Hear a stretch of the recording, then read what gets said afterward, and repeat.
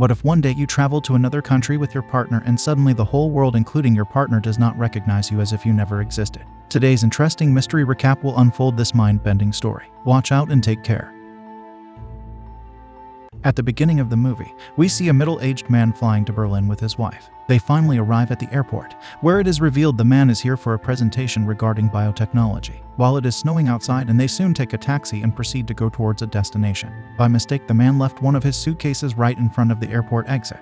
He was not aware of it until he reaches the hotel they were supposed to stay in. Meanwhile, his wife was looking at him with great wonder since he left in a hurry. He was worried about his suitcase and tells his driver to take a shortcut. On the way to the airport, an accident occurs since the refrigerator on the back of the truck slips onto the road, which results in the taxi losing balance and accidentally getting off a bridge into the river. Scared taxi driver escapes from the car after breaking the window and rescues the man immediately. Soon firefighters try to get the man back to life. While he was unconscious and looked lifeless, the same man opens his eyes in a hospital, where the doctor explains to him how he got here. Man's name is revealed to be Martin, who asks the doctor about his wife Liz.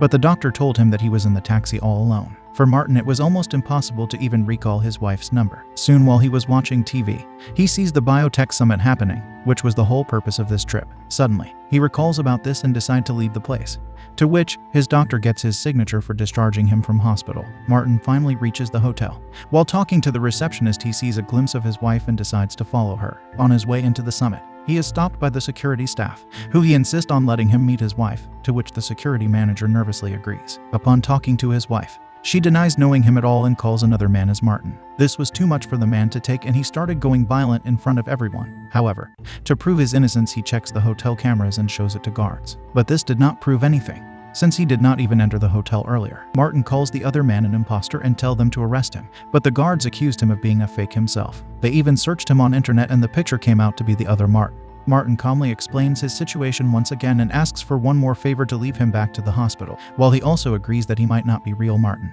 Either this man is really confused or he is smart enough to go along with the story. He is given a taxi and immediately tells the driver to stop and decide to not go back to the hospital. He once again goes back to the hotel and finds his wife sitting along with the other Martin, behaving exactly how she would with himself. This was becoming a very deep mystery at this point.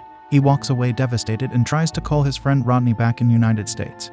But all he did was leaving a voicemail. Immediately, Martin sees a black car a few meters away from him and gets suspicious, as if someone was spying on him. He was on his way to take a subway train, where a man started following him. Mysterious man's steps were getting faster, while Martin started panicking and finally entered the train. We are not sure if the man was really after Martin or just catch the train. Even inside the subway train, Martin could not control his thoughts and looked at another man with suspicion. Soon he reached an unknown destination, not knowing what to do anymore. After he rips off a page from the phone directory, he notices the same taxi which was the reason of the accident. He finally reaches the taxi station and gets to know the location of the woman driver. He started asking her about the incident, but she was reluctant to tell him anything or even recognize him. Martin finally reaches a university where him and a professor was scheduled a meeting, but upon reaching there, he sees the other Martin attending the meeting with him instead. Seeing this, Martin's anger and frustration went over the roof and he started shouting at him, while explaining about their previous conversations over the phone. The other Martin knew everything as well, which was unbelievable. Finally, upon arrival of the police, other Martin shows him the American identity along with an old picture of his wife sitting on his lap. This was more than enough for Martin to faint on the spot. Later on, we can see Martin sitting in the same hospital, while the doctor asks him to do some MRIs to understand his mental situation better. Martin is given a dose of some substance and put into half-conscious state for his MRI test. Suddenly, the same man from the subway station arrives there as a doctor and ties his hands. When the nurse does not recognize this man and asks him to leave, immediately she is put to eternal sleep on the spot. It is also revealed the nurse secretly gave Martin a card earlier. While the man put a deadly substance into his IV bag, Martin notices a small scissor in nurse's pocket and proceeds to get hold of it in his half-conscious state. Suddenly, the man takes a look at him, but Martin has already captured the tool from the pocket. Using the scissor, he is finally free and nervously walks outside the room chased by the culprit. Martin somehow managed to escape the hospital, and with the help of an ambulance, he reaches a location given on the card. This was the location of a German secret detective. Martin explains everything to him, which leaves him stunned, and he believes Martin. Since Martin was sure that his wife was innocent and someone else was probably forcing her to do everything, then detective suggests him to take a closer look at the details of everything he knows about the incident. The first thing he does is to go back to the taxi driver lady called Gina. Martin wanted her to do him a favor by talking to the detective and giving him a place to sleep at night, but Gina did not spit out a word until Martin offers her his expensive watch. Gina accepts it after some hesitation. Old detective calls Martin's friend Rodney regarding Martin's case. Jen and Martin finally reaches her little apartment, where the walls were made up of cardboard. Meanwhile, Detective was investigating about the fake Martin and finds something extraordinary about it, which will be revealed later in the story. Martin was also caught looking at Jin's drawings, and soon her friend arrives at the door and realizes Martin's presence and leaves. Not long after, two intruders knocks on the door and kidnaps Jin, which results in her going unconscious, while Martin, who was in shower, heard everything and hid somewhere. Intruder was not able to get a hold of him. While other one was about to put Jin to eternal sleep, suddenly, Martin appears out of nowhere and almost bashed the intruder on his face but misses. This results in a huge fight between Martin and intruder. Jin also finds her friend put to eternal sleep by the obvious men. Struggle between Martin ends upon Jin making him taste his own medicine. Literally, both quickly moves out of the spot where Martin drove Jin's car. On their way, they are hit by someone's mysterious car, who even started following them. It was clear that wanted to put both Martin and Jin to eternal sleep. The chase goes on for a good minute, until they are met by an accident. Not only that, but they barely survive by jumping out of the car. Soon Jin takes Martin to a club where some people knew her. Martin was stressed and it became a cherry on the top after this incident.